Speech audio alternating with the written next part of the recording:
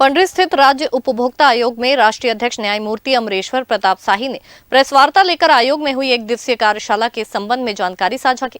अध्यक्ष एवं सदस्यों को प्रशिक्षण के माध्यम से दिए गए सुझाव पर विस्तार से पत्रकारों से अनुभव साझा किए। कार्यशाला में उपभोक्ता विवादों की सुनवाई, निर्णय लेना और अन्य संबंधित कार्यों को कैसे किया जाता है, इस पर न्यायमूर्ति ने पत्रकारों से चर्चा की।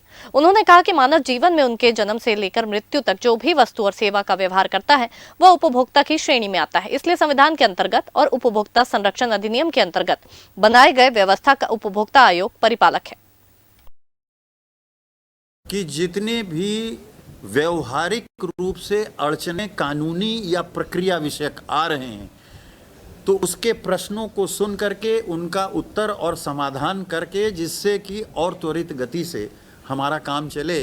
और जो उन्होंने पूछा भी प्रश्न कि वहाँ मुकदमे कम क्यों आ रहे हैं, तो इस पर सिर्फ 2 उदाहरण आपको बताएंगे और इसका विशेष रूप से आप प्रचार करें। तमिलनाडु में क्रैक जैक बिस्किट का एक पैकेट किसी ने खरीदा जिसमें 40 ग्राम लिखा हुआ था, लेकिन बिस्किट के नाम पर एडवर्टीजमेंट में 20 लिखा था, पैकेट में 19 बिस्किट थे। तो ये झगड़ा उठा कि साहब 19 बिस्किट हैं, 20 इन्होंने कहा है।